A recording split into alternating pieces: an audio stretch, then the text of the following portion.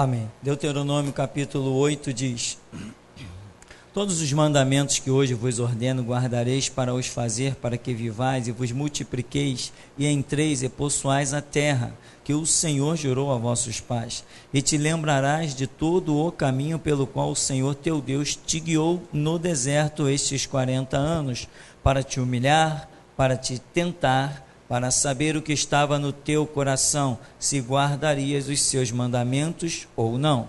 E te humilhou, e te deixou ter fome, e te sustentou com maná que tu não conheceste, nem teus pais o conheceram, para te dar a entender que o homem não viverá só de pão, mas que de tudo que sai da boca do Senhor viverá o homem. Nunca se envelheceu a tua veste, e sobre ti nem se inchou o teu pé nestes 40 anos. Amém.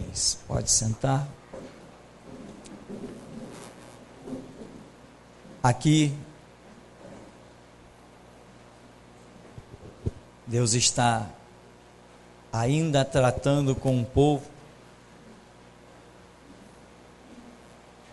Depois podemos imaginar de toda aquela peregrinação, Deus está fazendo memória das coisas lá antigas, das coisas que o povo viveu de um modo geral. E se tem algo que para nós é lição e ponto final, este algo é esse trajeto de Israel, desde o Egito até Canaã. Aí tem lição, irmão. Tem lição aí tão intrigante, que me faz temer tanto, que eu já empenhei muitas das minhas orações dentro deste contexto. O que é o que vemos ali? Quantos saíram do Egito? Milhares. E de todos aqueles milhares com promessa de entrar em Canaã, que representa a salvação, o projeto final de Deus era aquele, né? Eu vou fazer o seguinte, eu vou tirar vocês do Egito e vou botar vocês em Canaã. Em princípio, a promessa era essa. Então, um projeto final, esse final, entre aspas, certamente, mas o projeto era esse. Daquela multidão de milhares de pessoas, alguns falam 65 mil, outros falam 85 mil, outros falam 100 e tantos mil. De todos aqueles que ouviram a promessa, quantos entraram na terra? 2. Isto é, no mínimo, estarrecedor. Isto é, no mínimo, provocante. Isto, no mínimo, a mim causa temor. Um temor que eu digo, com Deus não se brinca. E desde o tempo do começo da minha conversão, uma coisa eu ouvia todos os pregadores dizerem: o povo de Israel não entrou na terra prometida por causa de quê? Da murmuração. Não é isso? Vocês ouviram isso também? Era o tempo todo. Aí os pregadores diziam: murmuradores não herdam a terra. Eu me criei no Evangelho, né? A minha criação no Evangelho, desde que eu me converti, melhor dizendo, foi ouvindo isto, que quem murmura fica reprovado. E nós vamos examinar ao longo dos anos e vamos chegar a essa conclusão, vamos aceitar muito bem essas declarações, porque foram todos aqueles que murmuraram durante a caminhada que realmente ficaram para trás. A Bíblia demonstra que Josué e Caleb fazem declarações positivas, nunca reclamaram de nada, nunca foi visto reclamação com eles. A única reclamação que é vista da parte de Josué é quando ele demonstra um zelo. Ele demonstra um zelo. Moisés, tem gente profetizando no arraial, manda eles calar. Porque a visão de Josué era que tudo estivesse concentrado em Moisés. Era essa a visão de Josué. Aí Moisés detecta e diz: ué, mas você tem ciúme por mim? Quem dera que todo Israel fosse profeta e que Deus lhe desse do seu espírito. Então, o erro registrado de Josué é um erro positivo. Ele tem zelo pelas coisas de Deus e ele achava que só quem tinha que profetizar no arraial era Moisés. Mas depois nós vamos ver que tem profeta para tudo que é canto. A lição é a seguinte, irmão. Essa narrativa aqui pega um período intermediário da nação de Israel, os fatos, né? A narrativa é bem depois, mas os fatos aqui mencionados. O que acontece? Aqui estamos diante do retrato. Israel, liberto do mundo, que é o Egito, liberto da escravidão. Que tipo de escravidão? Escravidão física, sim, mas escravidão também mental. Israel também está em uma escravidão mental, mas em princípio ele está numa escravidão física, suando ali um trabalho escravo, como todos nós, sem conhecer Jesus Cristo, somos apenas escravos, vivemos numa dimensão apenas carnal, não trabalhamos por nada espiritual antes de conhecermos Jesus Cristo, absolutamente nada. Até quando, eu me lembro muito bem, quando frequentávamos os terreiros de macumba, as pessoas chegavam lá e nunca ninguém perguntou a Pombagira, a Maria Mulamo, nem o Tranca-Rua, nem os Sete Capas, nem os Exus, nunca ninguém perguntou como é que a gente faz para a gente alcançar o reino de Deus. Essa pergunta nunca foi feita. As perguntas eram: como é que eu faço para conseguir um bom emprego? Ah, o Senhor me abre uma porta de um bom emprego? Eram essas coisas. Então, se vivia numa escravidão a nível carnal. Hoje as pessoas por aí não procuram, não é só isso, as coisas naturais, aquilo que faz o seu corpo, o seu organismo sentir-se bem. Isto é uma escravidão. E pior de tudo, a escravidão mental. A pessoa está impregnada naquilo ali, ela não consegue enxergar nada fora daquele mundinho inútil que ela vive. Quando estamos em Cristo Jesus, a nossa visão das coisas, elas se abrem. É uma libertação. Quantas pessoas voltaram a estudar depois que se converteram a Cristo Jesus? Quantas, até nesse ministério aqui então, pessoas de idade já avançada, passando da idade mediana, voltaram à escola, muitos. Quantos resolveram depois voltar às faculdades, depois de se converter? São as visões que vão abrindo, são os conceitos que vão sendo ampliados, o entendimento que vai sendo renovado. Então a libertação em Cristo Jesus é uma libertação física, né, espiritual, e o que mais tu imaginar, psíquico, Jesus vem e liberta em todas as áreas dos nossos conceitos. Israel está lá no Egito, igual nós estávamos no mundo. Vem Deus e liberta Israel do Egito. A libertação não foi fácil, não. Deus teve que trabalhar muito para Israel sair do Egito. Amém? Deus teve que trabalhar muito para você conhecer o Evangelho de Jesus Cristo. Israel não valorizou esse trabalho de Deus. A igreja também não valorizou este trabalho de Deus. A igreja não se manteve, a igreja não se sustentou de pé, a igreja apostatou, a igreja caiu, a igreja negou a eficácia do poder de Deus. A igreja não parou para pensar. Israel, né? Israel não parou para pensar. Peraí, qual foi o exército que nos libertou do Egito? Quem foi o político que colocou o pão na nossa mesa lá no deserto? Quem foi que nos curou? Quem foi que nos livrou das feras, dos inimigos, dos exércitos adversários? Quem nos deu livramento no exército, no Egito? Quem nos deu? Ou seja, a igreja não deveria fazer a mesma pergunta? que é a igreja? Cada cristão individual? Espera aí, quem é que pôs o pão na minha mesa? Quem me libertou da escravidão? Dos meus conceitos mentais ultrapassados, ou quem sabe que nunca nem nasceram? Qual foi o exército que me sustentou? Qual foi o governo que bateu na minha porta para dar um copo de leite para o meu filho? Mas Jesus Cristo tem sustentado, tem feito, tem libertado, tem posto o pão à mesa, mas a igreja, à semelhança de Israel, caiu no mesmo delito, transgrediu.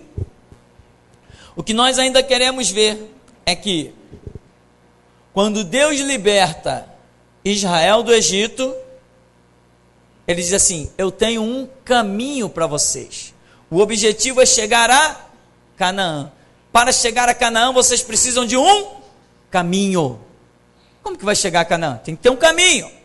Deus poderia fazer muitas coisas, mas uma das situações principais é ele traçar um caminho. Quando Deus nos libertou do mundo, irmão,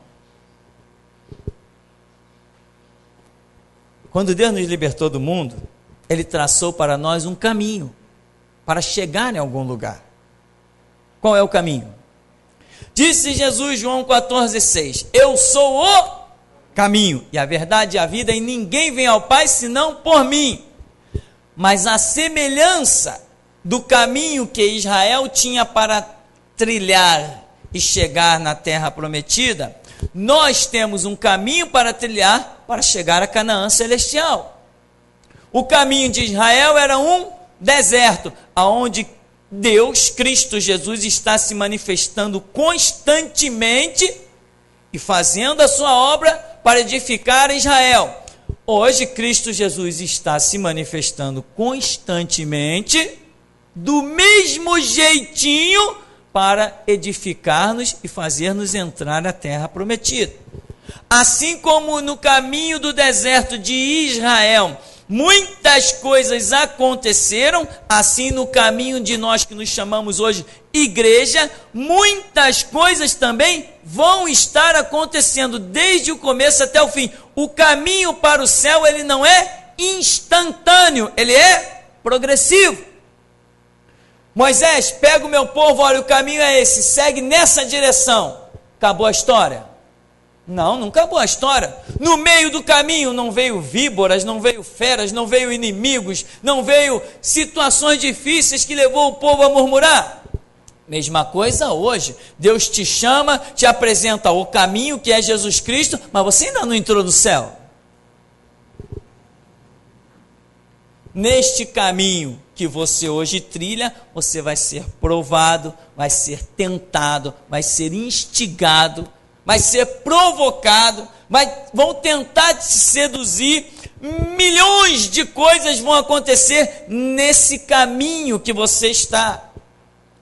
Então, a direção, Moisés, a direção é essa. Vai trilhando, dobra aqui, vira ali, vai seguindo a nuvem. A nuvem está aí para mostrar o caminho de dia, a coluna de fogo de noite, vai seguindo, esse é o caminho. A nuvem para, você para, a nuvem anda, você segue. Assim também é hoje nas nossas vidas. Existe um caminho, existe um alvo, existe uma direção. Só que Israel, no meio do caminho, se deparou com dificuldades. Você já tem se deparado com dificuldades, irmão? Se você não se deparou, pode se preparar, porque você vai se deparar. Você não vai entrar no céu sem deixar o couro na estrada. Não se iluda! Isso aqui é uma organização que visa levar você ao reino de Deus. Então, Moisés libertou-nos do Egito. Opa, estamos salvos. Estamos salvos? Não estamos salvos. Cristo nos libertou do mundo. Estamos salvos? Não estamos salvos. Que história é essa de estar salvos? Eu aceitei Jesus. Ora, o caminho é instantâneo? Israel não teve que trilhar? Poderia ter trilhado em, 30 dias, dizem os historiadores, mas acabou levando 40 anos? E uma geração inteira não entrou? Resultado, irmão. Vamos observar uma coisa aqui. todos os mandamentos que hoje vos ordeno, guardareis para os fazer, para que vivais e vos multipliqueis e entreis e possuais a terra que o Senhor jurou a vossos pais.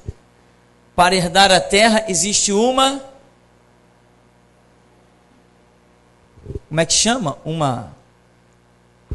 Um detalhe, né, a ser cumprido. Todos os mandamentos que hoje vos ordeno, guardareis. Então existe um critério, essa é a palavra. Existe um critério para se herdar a terra prometida. Hoje as pessoas estão achando que porque eu me converti, eu aceitei Jesus, que eu vou entrar na terra prometida. Irmãos, nós temos que dizer, procurar as palavras mais óbvias. A salvação não é para qualquer um. As igrejas fracassaram e iludiram. Hoje o evangelho se transformou numa verdadeira vergonha. Hoje as pessoas por aí ousam até zombar do evangelho. Não zombam de você, não zombam de mim, porque nós temos a palavra à altura para qualquer um. Quem fala, fala nas nossas costas, na nossa frente, e ninguém tem coragem, porque sabe que vai ouvir e como vai ouvir. Mas por aí os outros que se dizem cristãos estão sendo zombados, escarnecidos. De muitas igrejas aí, Jesus de muitas igrejas está sendo comparado a um Buda, a um Maomé, a um Confúcio, a um filósofo qualquer, a um poeta. O nosso não, o nosso Jesus não se compara a essas coisas. Todo mundo sabe muito bem que nós somos diferentes. O mundo está tremendo por aí com as mensagens que nós estamos lançando aos quatro cantos. Mas o Jesus de muita gente por aí não está passando de uma comparação a Buda ou um banqueiro qualquer. O Jesus de muitos por aí está sendo comparado a um mercenário, a um mendigo, às vezes, pedindo esmola. O nosso não. Por quê? Porque a igreja fracassou na sua visão, no ensinamento. Observe então, quando Deus tira Israel do Egito e o põe no caminho em direção a Canaã, a história não terminou ali. A história não acaba ali. Ela está apenas começando. Quando Jesus Cristo te libertou dos demônios, da galinha com farofa, do alguidar, a história não terminou, a história está só começando. Você está dando o primeiro passo.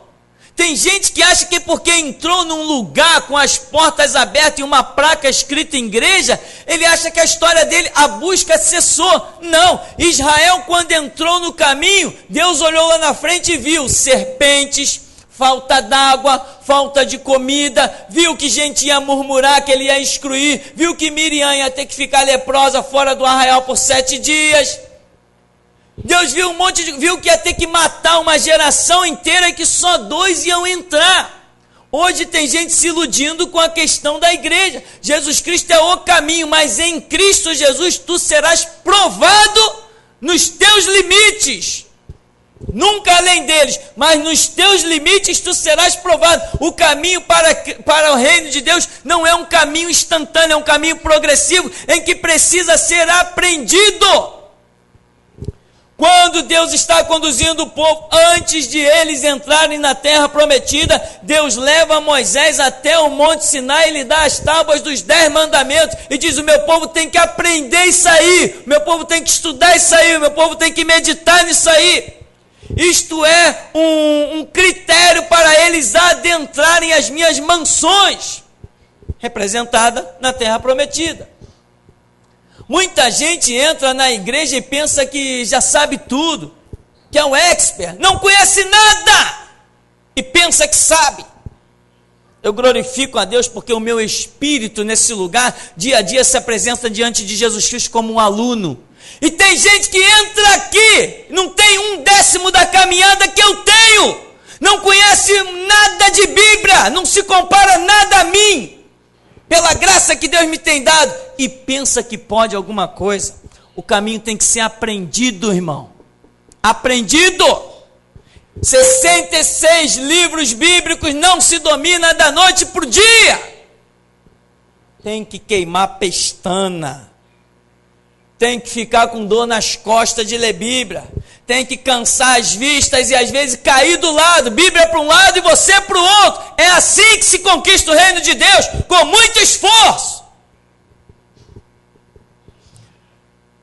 O povo vem e o povo vem todo bobo. Opa, fomos libertos do Egito. Viu, Deus sepultou o faraó, Deus sepultou aquele exército todo. Beleza, aí Deus chega lá na frente, agora eu tenho os 10 mandamentos, Moisés, dá isso aí para o povo. Acabou com o povo. Ninguém queria saber de mandamento. Cada um queria saber de si mesmo. Cada um queria saber das suas próprias conquistas. Nós vemos discussão entre o povo lá no deserto, discussão mais besta. Gente brigando por coisas que não ia servir de nada no deserto. Mas eles já estavam com a mentalidade de entrar numa cidade grande. Ou seja, já estavam com uma visão das coisas futuras materiais, não das coisas espirituais. Não estavam com a visão das coisas espirituais, estavam com a visão das coisas materiais, estavam discutindo por coisas carnais. Se você ainda não assistiu o filme Moisés, que dura umas 3 horas, nós temos por aí, procure assistir, é fantástico. Irmão, a caminhada precisa ser aprendida. Tem gente que pensa que entrou na igreja e conhece Jesus Cristo, coitado, tadinho. Quem conhece Jesus Cristo não encara o diabo, encara o inferno inteiro, de olhos vendados e mãos amarradas.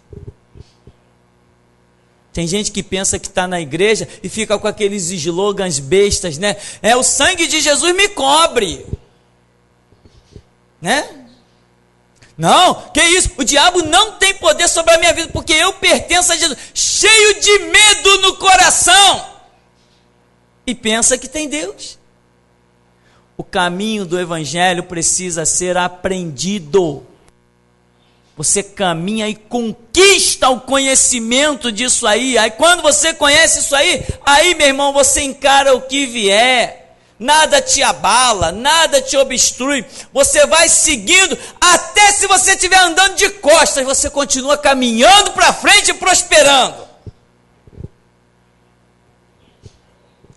Mas o povo achava que, poxa, Deus nos libertou do Egito. Tamo bem. Caramba, viu o que Deus fez pela gente? Sepultou todo mundo, matou todo mundo. Imagina depois de atravessar o Mar Vermelho. Só nas pragas eles já deviam se sentir o máximo. Quando atravessou o Mar Vermelho, então, tinha gente que dizia lá, devia estar dizendo assim: somos invencíveis. O Deus da guerra está conosco, acabou, vamos conquistar tudo pela frente. E esses mesmos, lembra que teve uma muito espiritual que pegou o tamborim e saiu cantando e reuniu a congregação todinha e cantavam: só o Senhor é Deus e só o Senhor é Deus, mas não entrou na terra prometida. Ilusão de igrejas que tem por aí. Irmão, você está na igreja, você é salvo. Salvo para quê? Para o inferno? Parece que o inferno também está salvando por aí, né? Eu estava hoje vendo uns vídeos de uma organização chamada Bola de Neve. Fiquei impressionado. Fiquei abismado.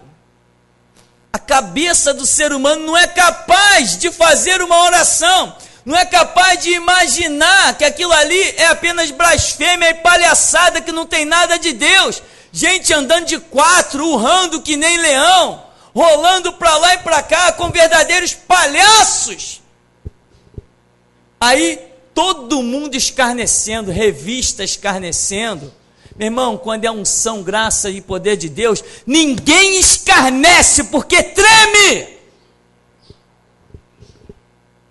Chegaram em Atos dos Apóstolos, na descida do Espírito Santo, quando alguns pensaram em escarnecer, estão bêbados, estão cheios de vinho. Pedro saltou no meio e disse assim: não está cheio de vinho não. Acabou, quando Pedro falou não está cheio de vinho, tremeu a terra, todo mundo parou. Isso aí é o que foi dito pelo profeta Joel. Isso aí não é embriaguez de vinho, não. Isso aí é embriaguez do Espírito Santo. Daqui a pouco está todo mundo de joelho lá. Varões galileus, o que nós faremos para ser salvos? Crê no Senhor Jesus e serás salvo. Autoridade. Hoje está todo mundo escarnecendo de um bando de palhaços por aí com rótulo de igreja. Quero ver escarnecer de nós, geração Jesus Cristo. Quero ver nascer nessa terra alguém para cara a cara conosco, nos desafiar, escarnecer e zombar de nós. Se nós não calarmos todo mundo, eu fecho as portas dessa igreja. Ninguém leva vantagem em bate-papo conosco, em bate-boca conosco. Ninguém leva, nem por e-mail, nem ao vivo, nem por nada, porque nós temos graça para calar todo mundo. Agora por aí está virando escárnio, está faltando o quê? Ensinamento sério. As igrejas por aí são um mero relaxamento. É palhaçada, é palco, é exibição. Resultado, um povo fraco.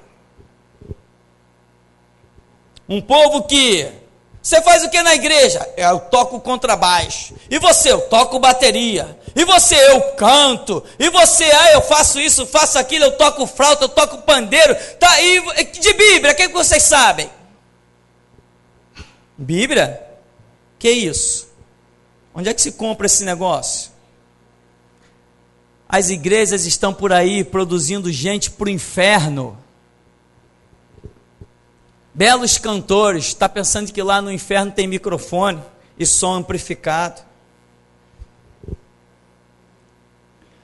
Deus, aqui, vem trazendo o povo.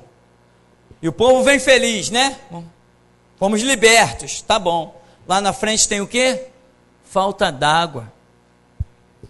Vamos ver se essa alegria toda, essa libertação toda, vamos ver se esses conceitos todos, vocês estão dizendo só o Senhor é Deus, só o Senhor é Deus e só o Senhor é Deus. Vamos ver se vocês resistem um diazinho com sede. Resistiram? Não resistiram.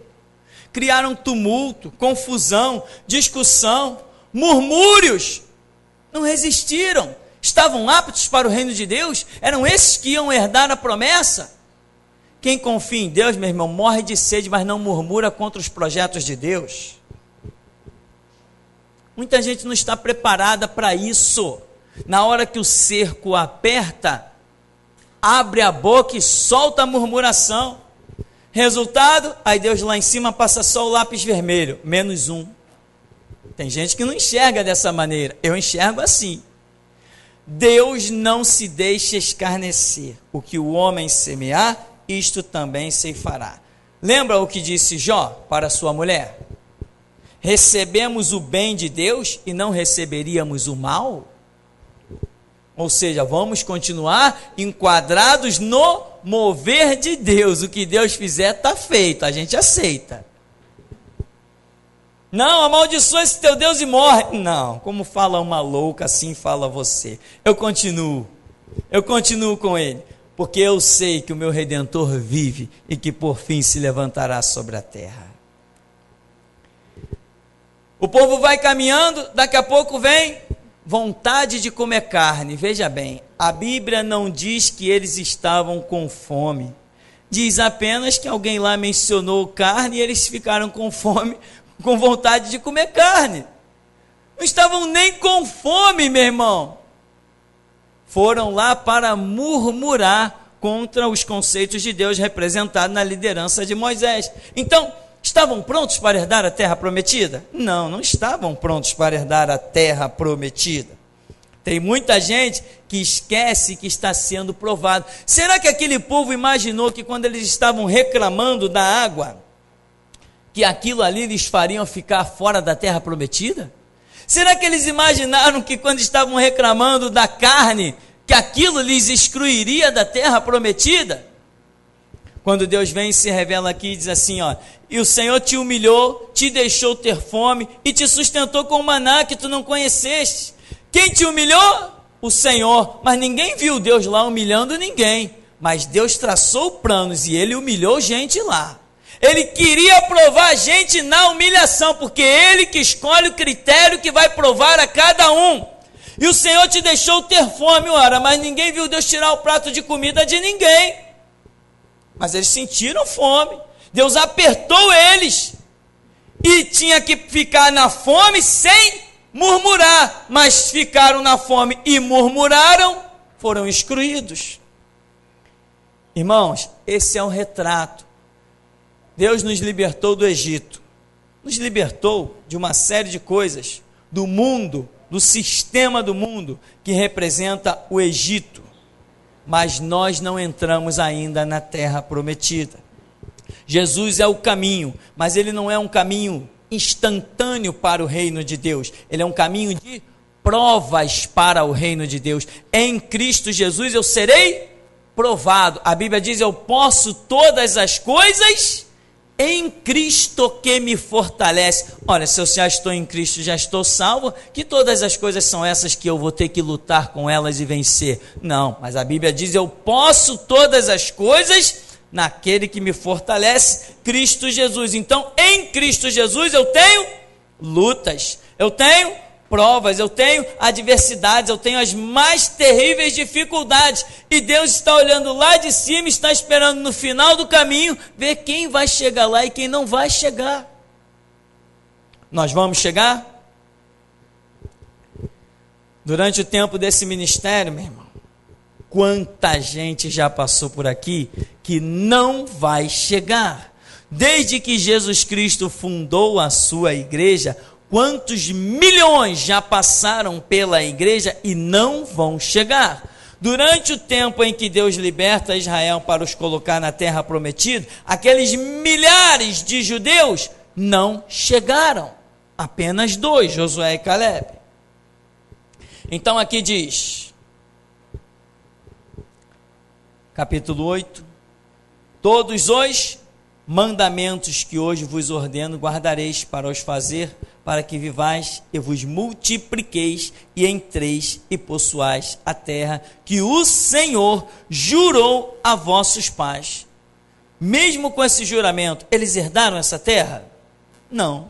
Aqui está dizendo: eu vou dar um mandamento, e esse mandamento vai servir para que vocês se multipliquem e entrem e possuam a terra que eu jurei. Então, hoje eu vos ordeno que guardareis. Ora, eles não aprenderam a guardar os mandamentos. E o resultado foi o caos. Viviam a sua vida e os mandamentos ficaram de lado. Verso 2: te lembrarás de todo o caminho pelo qual o Senhor teu Deus te guiou. Quem guiou? Foi Deus. Guiou por onde? Pelo deserto. Quanto tempo? 40 anos. Para te humilhar, para te tentar, para saber o que estava no teu coração, se guardarias os seus mandamentos ou não. Veja bem, não é Deus tentando ou provando a pessoa para revelar o coração da pessoa para ele. Ele já sabe todas as coisas, mas é para justificar para a própria pessoa as atitudes que Deus terá com relação a ela. É isso que diz que Deus, para provar o que estava no teu coração. Não é provar para Deus, é provar para a própria pessoa. E ela vai ver que ela não guardou, ela não se enquadrou. Então, como a Bíblia diz, ninguém comparecerá inocente diante de Deus. E diz no verso 3, te humilhou, te deixou ter fome. Olha, Deus pode nos levar ao extremo. Tem pessoas que não estão preparadas para os extremos de Deus. Fome aqui é só uma representação de uma situação, mas Deus pode levar uma pessoa sem nunca passar fome, mas levá-la a outros extremos. Às vezes o medo de morar no meio da rua, às vezes o medo de morar de favor. Deus pode assombrar uma pessoa de muitas maneiras para provar o que está no coração dessa pessoa. Mas ele sustentou com o maná que tu não conheceste, nem teus pais o conheceram, para te dar a entender que o homem não viverá só de pão, mas que de tudo que sai da boca do Senhor viverá o homem. Então, qual é o projeto de Deus? Diz aqui que ele sustentou com o maná. O que é o maná? que nem você conheceu e nem os seus pais. Ou seja, irmão, no meio do caminho, no deserto, Deus quer te dar a revelação de coisas que ninguém antes de você teve, nem você nunca experimentou. Ou seja, o que Deus está dizendo? No caminho que você entrou, você não detém o conhecimento total. Você sempre será um aluno. Sempre tem coisas para você aprender. Eu já contei aqui algumas experiências interessantes. No começo do ministério apareceu muito professor por aqui, né? Gente querendo me ensinar a fazer a obra. Por quê?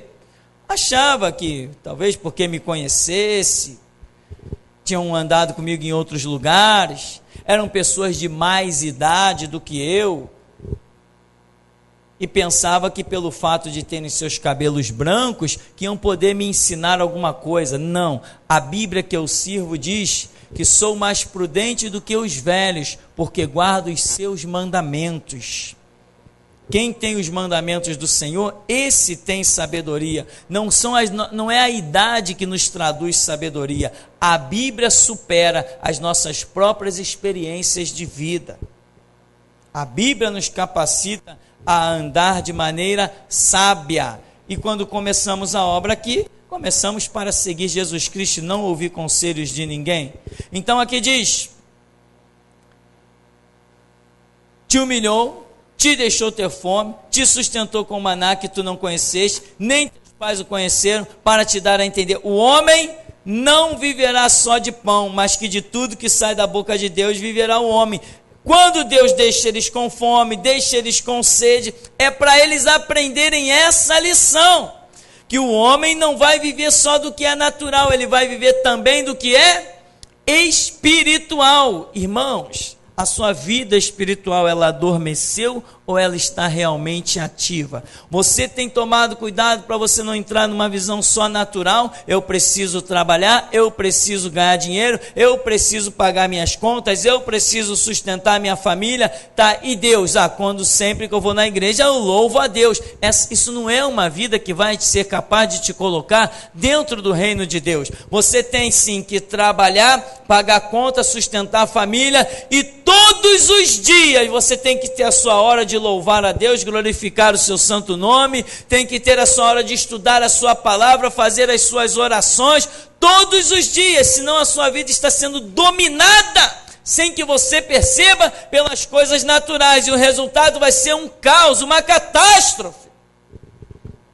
Tem gente que quando se converte parece que não faz mais nada na vida, a não ser ler Bíblia e orar. Daí a 5, 6, 7 anos, parece que faz todas as coisas da vida, menos ler Bíblia e orar. Essa palavra alcançou você? Ela mexeu contigo? Então aproveita, irmão. Ainda há esperança. É um chamado de Deus para a sua vida. Aqui diz: nunca se envelheceu a tua veste sobre ti, nem se inchou o teu pé nestes 40 anos. Aqui eu quero dizer uma coisa. Quando foi que a nação de Israel deu testemunho disso? Nunca. Em nenhuma parte das Escrituras nós vemos o povo dizendo: puxa, lembra daquele episódio? 40 anos, nossas vestes não se gastaram, nossos sapatos não se gastaram. Quando foi que a nação de Israel mencionou isso? Nunca.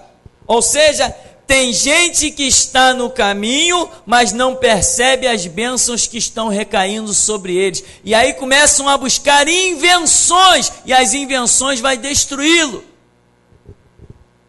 Aí vem Deus e diz assim: olha, vocês não lembram não que as vestes de vocês não gastaram? Vocês não lembram que os sapatos de vocês não gastaram? Não, isso aqui eles não lembravam de absolutamente nada. Isso não é mencionado na história de Israel por nenhum deles, nenhuma das pessoas, nenhum dos judeus. É Deus que está dando esse testemunho do que aconteceu com eles. Deus está dizendo: a veste de vocês não envelheceu, a sandália de vocês não se gastou, os pés de vocês não inchou. 40 anos no deserto, eu sustentei vocês, mas cadê eles dizendo: Deus nos sustentou? O que nós temos deles é murmuração, é lamuriações. O que nós temos deles são contendas, intrigas, discussões, apedrejamentos a Moisés, acusação contra Moisés. É isso que nós temos na nação judaica. Mas Deus está dizendo assim: vocês no caminho não perceberam as minhas bênçãos, só olharam para a necessidade de vocês. Será que essa palavra pode ser enquadrada conosco? Será que nós estamos tão abençoados, mas não estamos vendo a bênção de Deus? Estamos todo dia, caramba, hoje não teve manteiga. Mas Deus está dizendo assim: poxa, mas tem suco, tem pão, tem ovo, tem arroz, tem feijão, mas eu queria manteiga.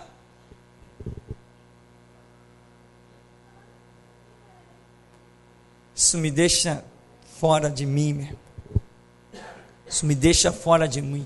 Eu tenho dito assim para Deus: Deus, eu não sou desse mundo. Eu não sou desse mundo. Certas pessoas ocupam seus pensamentos com coisas tão miseráveis que eu digo: eu não sou desse mundo, eu não penso assim. Tem gente que tem tudo, mas ele vai procurar o que ele não tem para murmurar diante de Deus. Tem gente que tem tudo e amaldiçoa pai e mãe.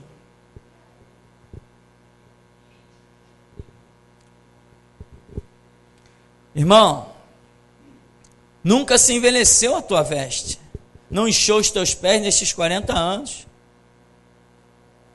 Isso não era um milagre, não? Um milagre acontecendo no próprio corpo. Os pés não inchar no meio de um deserto? Os pés incham, claro que incha. Seu tempo todo caminhando, não tinha lugar para sentar, era sentado no chão, não sentava em cadeira confortável. E toma-lhe pé na estrada o tempo todo. O pé tinha que inchar. Cadê as dores nas pernas? Ninguém tinha dor na perna. Porque a bênção de Deus estava sobre eles. Outra coisa, irmão. Tem coisas que muitas pessoas sustentam, coisas ruins que estão sobre a vida de muitas pessoas, é porque está faltando se enquadrar. Se enquadra, irmão. Se enquadra. Põe a boca no pó. Clama. Tem uma oração que todo dia eu faço ela. Eu faço essa oração todo dia. Diante do meu Deus eu digo: Deus, em que eu estou errado para me corrigir? O que há de errado com a minha vida que eu não estou vendo? E aí eu repito as palavras de Davi: vê se há em mim algum caminho mau e me guia pelo caminho eterno. Todo dia eu faço esta oração, todo dia. Sabe por quê? Porque eu aprendi que Israel, no caminho em direção a Canaã, não percebeu que precisava de mudar, que as bênçãos de Deus estavam lá. Nuvem de dia, coluna de fogo de noite. Para quê? Para depois que Moisés sobe ao monte e construir um bezerro de ouro e fazer as suas orgias. Mas quando Moisés desceu, a coisa ficou feia, né, irmão? Outra coisa, meu irmão, neste caminho de Israel, houve um período que eles ficaram, entre aspas, sem a palavra. Quando Moisés sobe ao monte, para lá ficar 40 dias e 40 noites, qual foi o comportamento do povo? Não guardou os princípios, não guardou os conceitos. 40 dias e 40 noites de Moisés lá no monte, só porque o povo ficou sem liderança durante 40 dias, esparramou. Foi bezerro de ouro, foi orgia, foi prostituição, foi bebedice, só por causa de 40 dias. Esse povo estava pronto para entrar na Canaã?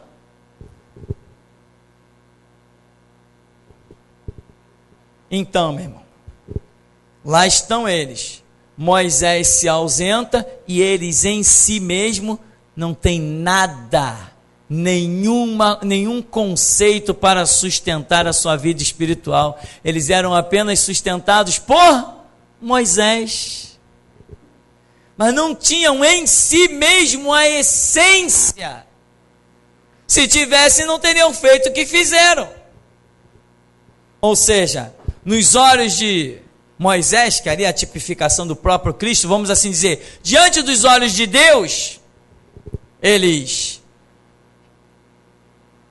estavam normaizinhos, bonzinhos, mas, vamos dizer, na ausência dos olhos de Deus, eu estou usando a tipificação de Moisés aí, na ausência dos olhos de Deus, quando eles achavam que não estavam mais sendo vistos por ninguém, não temos mais Deus não, Moisés já morreu lá em cima desse monte, foram lá, procuraram, não acharam, não tem mais nada de Moisés não, vamos criar o nosso próprio Deus. Não, quem nesse caminho conheceu Jesus Cristo, jamais levantará outro Deus. Amém, meu irmão? Quem conheceu Jesus Cristo, jamais levantará outro Deus. Eu me lembro de quantas pessoas passaram por aqui, por esse ministério, pelo menos dezenas, que saíram desse lugar e foram para outros, cultuar outros deuses, só porque eram lugares com rótulo de igreja, que tinha púlpito, e foram adorar os seus bezerros de ouro espiritual, iludidos por falsas profecias. Falsa profecia sempre existiu, e sempre existirá, e vai continuar destruindo vidas aí, ao longo dos tempos. Então, meu irmão, antes de entrar na Canaã, você tem que receber os mandamentos, tem que examinar, você tem que ter um aprendizado. O que será que estão comemorando por aí? Você tem que ter um aprendizado para entrar na Canaã. Você não simplesmente é liberto, sai do Egito, pega o caminho e entra na Canaã. Não, sai do Egito, entra no caminho, é provado, é testado duramente, como aqui está representando, né? Deus te deixou ter sede, Deus te deixou ter fome, você é provado duramente. Se nós não estivéssemos pregando isso hoje aqui, provavelmente estaria um monte de gente em pé, com o evangelho de facilidade, com o evangelho de moleza.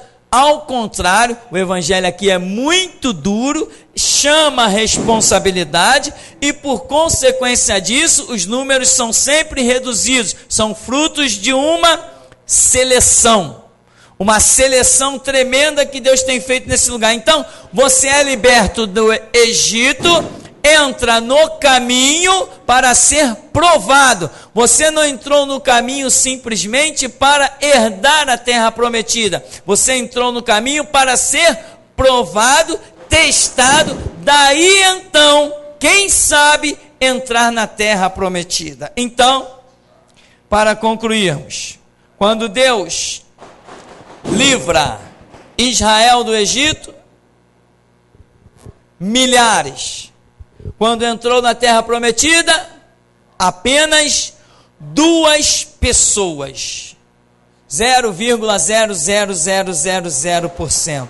De milhares de pessoas, Deus levanta provas duríssimas para confirmar o que Jesus disse: a porta do céu é estreita e poucos passam por ela, mas a porta da perdição é larga e muitos há que a encontrem.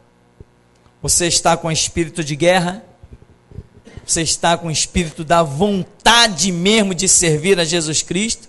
Se você não estiver impregnado, exalando vontade de cultuar a Deus, você não vai entrar no reino de Deus. Se você não estiver disposto a pagar os altos preços, se você não estiver disposto, como eu uso sempre a expressão, pisar em pedras, deixar couro na estrada, se você não estiver com muita vontade mesmo de contemplar a face desse Deus, você não vai contemplar. Ilusão que tem por aí. Ilusões e mais ilusões, e ilusões que muitas vezes são feitas na nossa própria cabeça. Nós esquecemos da história, nós esquecemos do preço do sangue de Cristo na cruz do Calvário, esquecemos da coroa de espinho, da via dolorosa, esquecemos das mãos cravejadas pelos cravos de prego, e achamos que vamos entrar no reino de Deus. Por quê? Porque eu sou cristão. Cristão, meu irmão, não é para quem se diz ser, cristão é para quem prova ser. Até os católicos estão se dizendo cristãos agora, e até os assembleanos na política se dizem cristão. Eu nunca vi cristão político, até eles se dizem. Os batistas maçons se dizem cristãos. Reino de Deus não é para quem se diz cristão, é para quem prova ser cristão, pagando o preço que não é para qualquer um. Nem todo mundo tem disposição de pagar o preço. 40 anos peregrinando no deserto. Para quê? Chegaram à beira da terra prometida. Quando está todo mundo olhando, feliz da vida, Deus diz assim para Moisés: Moisés, meia volta, inclusive você. Mas, Senhor, não me toque mais nesse assunto, Moisés. Você não vai entrar e ponto final. Moisés chega para o povo: para que lado é a terra prometida? Ah, Moisés, é para o norte. Então todo mundo me acompanhe para o sul. Sabe por quê, irmão? Eu costumo dizer com muita autoridade: Deus não é palhaço. O sangue de Cristo tem que ser valorizado. Só vai entrar no reino de Deus quem tributar o sangue de Cristo com valor acima do seu próprio sangue. Se não for assim, não entra. Amém, meu irmão? Então ficamos por aqui. Até aqui nos tem ajudado, Senhor.